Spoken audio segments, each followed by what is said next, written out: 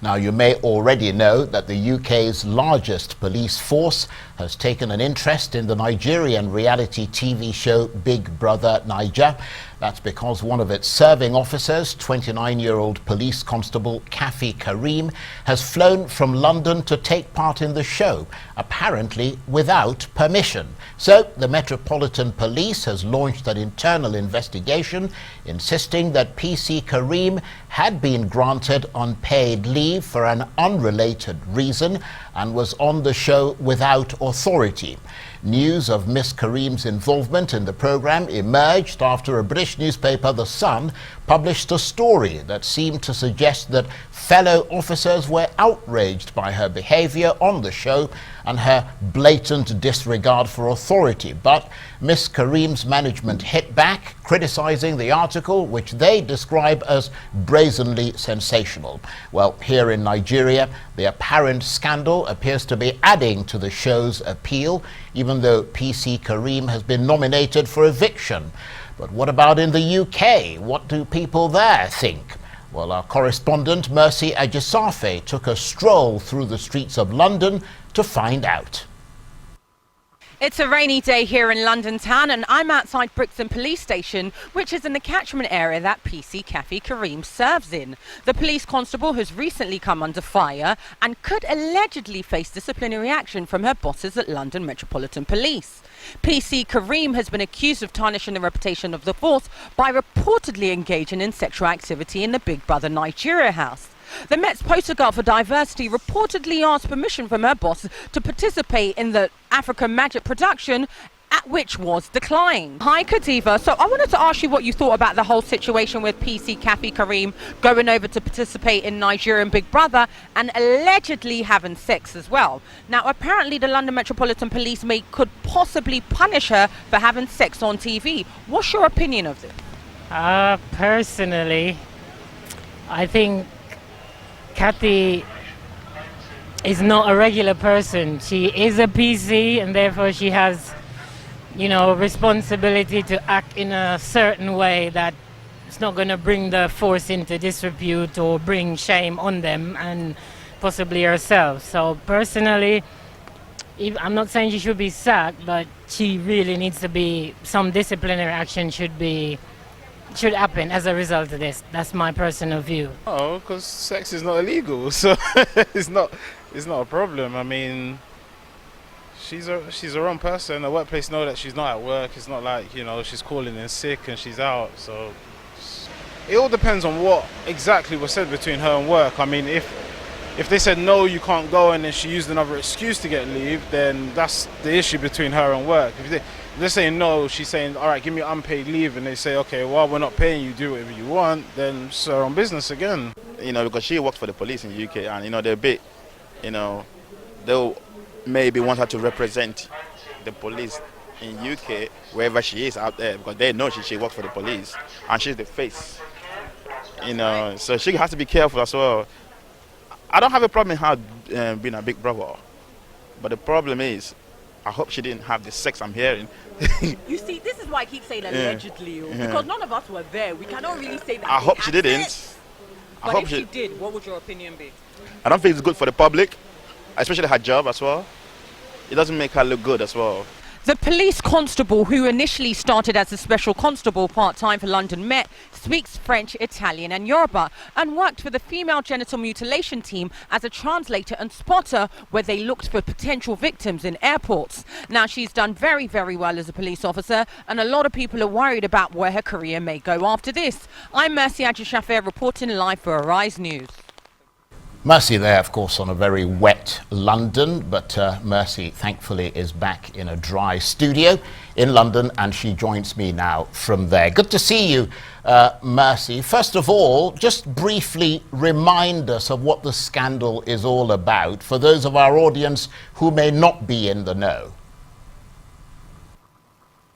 Well, hi, Charles. Thank you so much for having me. Always a pleasure. Now, I think that this is the case of an officer and a gentleman, but in this case, that Gidoni is not a gentleman. Now, we have a participant in Big Brother Niger. Her name is Khafi at Kareem. We know her as Khafi. Now, 4 days ago, the Sun newspaper here in London, the UK, broke an exclusive story saying allegedly the London Metropolitan Police are very upset with Khafi and she may possibly face disciplinary action because they say she is on the show without authority, and to make matters worse, they accused her of tarnishing the reputation of the source. Once again, this is all allegedly. Now, this came out in the Sun newspaper exactly 4 days ago. After that happened, the entire world has erupted in flames, and everyone has carried this story. I'm talking about every single major news outlet. Every single major news outlet right now is carrying this story, Charles, in Nigeria, in the UK, and even in other parts of Europe as well. Everybody seems very, very intrigued and very interested in the story, which is basically a story about a young, beautiful British Nigerian police constable who has found herself on one of the biggest reality TV shows in the world. Now, Big Brother Niger is extraordinarily popular in Nigeria. It has viewers into millions. Now, as you know, the population in Nigeria is over 118 million, and we have, let's say, approximately 4 million subscribers on DSTV in Lagos alone. So there you have it. The figures are very, very large. So everybody's just trying to find out what's going on. Did they have sex? Did they not? Is she going to get in trouble? Is she still going to have a job? It's a bit of an interesting saga, Charles. Well, thanks for that update, Mercy. So what is the very latest in that scandal? Any more sort of interesting twists and turns? Anything perhaps more or less salacious happened since we last spoke about this I think 2 days ago? Now, speaking about salacious, I have to say I do like to sink my teeth into the more salacious stories. And interestingly enough, there's been another accusation of sexual activity in the Big Brother house since this story broke. Now, on Wednesday evening, Khafi and Jadoni apparently, and I say apparently because the truth is that we're all grown-ups, Charles. You know, we have a pretty good idea of what's going on, but none of us are actually there, so we can't speak on whether or not sexual intercourse is actually happening. But on Wednesday night, this time with the lights on, in full view of some of the housemates, Khafi and Jadoni went at it again. Now, everyone was staring. There were two particular housemates, Esther and Frodo, who were watching in shock and disbelief, literally like that, because they couldn't believe what was going on right in front of their very eyes. Now, that is the latest bit of salacious news in the Big Brother saga, Charles. Well, thank you very much indeed. I'm quite eager to get my teeth into it, as it were. Not literally, of course. But I'm just wondering what you think this appearance on Big Brother might be able to do for PC Kareem. I mean, you talked about the popularity of the program across the country. I mean, could the interest of the London police increase her appeal, as some newspapers have suggested here? Well, you know what, Charles? You know, there is that very popular saying, all publicity is good publicity, and PC Kareem has certainly gotten a lot of publicity out of this. She was on the front page of the Sun newspaper. Now, that's one of the most popular publications in the entire United Kingdom. Like, that is press that you literally couldn't pay for. She's on the front cover of many magazines and many newspapers, not only in Europe, but also in Africa. So this appearance on Big Brother has done quite a lot for her career. Now, she's been a fast rising officer within the London Metropolitan Police. She started off as a part-time special constable before becoming a police constable in 2015. Now, interestingly enough, before that, Khafi was an actress and a singer, and apparently is a talented spoken word artist. So they do say that Khafi is very talented in singing, dancing, and of course spoken word. So she's someone who's always had an interest in the entertainment field.